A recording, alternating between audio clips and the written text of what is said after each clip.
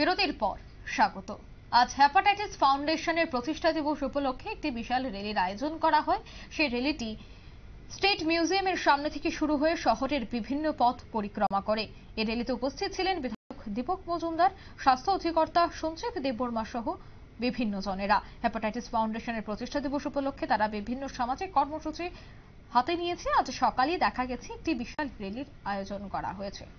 কি বলছেন আজকের এই অনুষ্ঠান থেকে উপস্থিত প্রত্যেকেই শোনাচ্ছি। ভাষণে কিছুটা আলোকপাত করেছেন বক্তারা, আমি দীর্ঘায়িত করতে যাচ্ছি না, কারণ র্যালি শুরু হবে। তো আমি বলবো যে এটা একটা সংক্রমণ থেকে রক্ষা করতে গেলে আমাদেরকে সর্বপ্রথম সচেতন হতে হবে।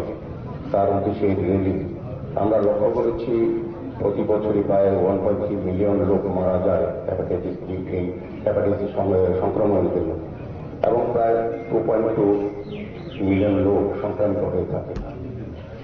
এবং হেপাটাইটিস বি এবং সির কারণে প্রতি বছরই 35,000 লোক মারা যান এবং প্রায় 6,000 লোক মতো সংক্রামিত হয়ে থাকেন। সেই ক্ষেত্রে আমি বলবো যে আমাদেরকে সচেতন হওয়া অত্যন্ত প্রয়োজন, কারণ লিভারজনিত কারণে হেপাটাইটিস বির জন্য লিভার, এটা আমরা সবচেয়ে গুরুত্বপূর্ণ অঙ্গ আমাদের দেহের মধ্যে সংক্রামিত হয়ে থাকে। লিভারকে রক্ষা করার জন্য, হেপাটাইটিস সংক্রমণকে মুক্ত করার জন্য আমাদের এই বিশেষ উদ্যোগ গ্রহণ সচেতন হতে হবে। আমাদের রাজ্যে আমি বলবো যে একটা সময় আমরা যখন দেখেছি যারা হেপাটাইটিস সংক্রমিত হতো বা লিভারজনিত রোগে বা কিডনিজনিত কারণে আমাদের রাজ্যের বাইরে দিল্লি বা চেন্নাই যেতে হতো। কিন্তু এখন আমাদের রাজ্যে সরকার আসার পর আমি বলবো যে আমাদের রাজ্যে কিন্তু স্বাস্থ্য পরিষেবার ক্ষেত্রে একটা আমূল পরিবর্তন হয়ে গেছে। এখন প্রতি রোগী জটিল রোগের অপারেশনও এই রাজ্যে সংগঠিত হয়, এবং লিভার, কিডনি প্রতিস্থাপন করার জন্য কিন্তু আমাদের পরিকাঠামো তৈরি করা হচ্ছে আমাদের সরকারের তরফ থেকে, স্বাস্থ্য তরফ থেকে। এখন আর বাইরে রোগীদের সমস্ত যেতে হয় না, এখানে কিন্তু অনেক জটিল অপারেশন হয়।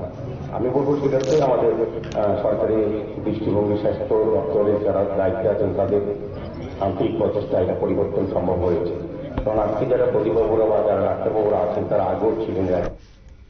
আপনারা শুনলেন মেয়র তথা সাত রামনগরের বিধানসভার বিধায়ক দীপক মজুমদারের বক্তব্য। তিনি ভাষণ রাখতে গিয়ে তুলে ধরেছেন যে রাজ্যে হেপাটাইটিস চিকিৎসার কেমন পরিকাঠামো রয়েছে এবং এই রোগে কিভাবে সাধারণ মানুষ সংক্রমিত হবে, তার চিকিৎসা কেমন রয়েছে, সমস্ত বিষয় নিয়ে কিন্তু আজ তিনি আলোচনা করেছেন। প্রত্যেকের মধ্যেই ছিল আজ উৎসাহ এই অনুষ্ঠানকে কেন্দ্র করে। নিয়ে নিচ্ছে ছোট্ট একটি বিজ্ঞাপন বিরতি, সঙ্গে থাকুন।